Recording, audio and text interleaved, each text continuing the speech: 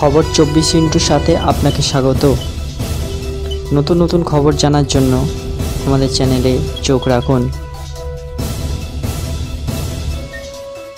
নমস্কার দর্শক বন্ধুরা, স্বাগত আমাদের এই চ্যানেলে। কেবল টিভি তো দূরের কথা, তখন অনেকের বাড়িতে টেলিভিশনই পৌঁছয়নি, কিন্তু রবিবার সকাল হলে গোটা পরিবার গোটা পাড়া ভিড় জমাতো টেলিভিশনের সামনে। সকাল 10টা থেকে শুরু হতো রামায়ণ। 8 থেকে 80 সকলেই মুখিয়ে থাকতেন বইয়ে পড়া মহাকাব্য পর্দায় দেখতে। ব্যাপক জনপ্রিয়তা লাভ করেছিল Ramayana, Guinness book of world রেকর্ডেও জায়গা করে নিয়েছিল এই শো। সম্প্রচারের 36 বছর পরও এখনো লোকমুখে ঘোরে রামায়ণের কথা। এই শো এতই জনপ্রিয়, তা তৈরি করতে কত খরচ হয়েছিল জানেন কি?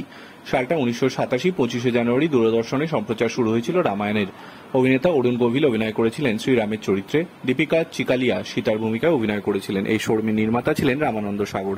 তবে জানেন কি, রামায়ণের আগে তিনি আরেকটি শো তৈরি করেছিলেন, যা হিট হওয়ার পরই রামায়ণ তৈরি করার সিদ্ধান্ত নেন। এই শো হলো বিক্রম বেতাল। 1986 সালে বিক্রম और বেতাল শো সম্প্রচার শুরু হয়। প্রতি এপিসোড পিছু খরচ হয়েছিল 1 লক্ষ টাকা। বিক্রম বেতাল জনপ্রিয় পাওয়ার পরই রামায়ণ তৈরি করার সিদ্ধান্ত নেন রামানন্দ সাগর। এক লাফে অনেকটাই বাড়িয়ে দেন বাজেট। বিক্রম বেতালের প্রতি এপিসোড যেখানে 1 লক্ষ টাকা খরচ হতো তৈরি করতে, সেখানে রামায়ণের প্রতিটি এপিসোড তৈরি করতে খরচ হতো 9 লক্ষ টাকা।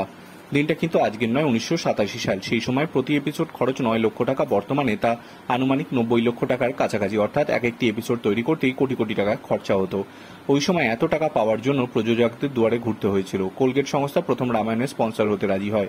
এরপর হিন্দুস্তান লিভারও স্পন্সর হিসেবে যোগ দেয়।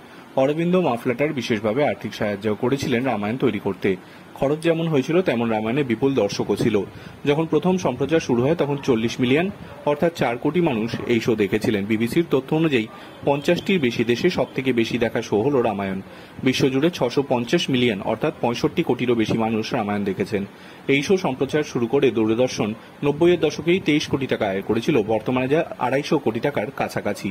33 বছর পর 2020 সালে লকডাউনের সময় ফের রামায়ণ সম্প্রচার করা হয় দূরদর্শনে। এবারও ব্যাপক জনপ্রিয়তা লাভ করে রামায়ণ। Bureau report.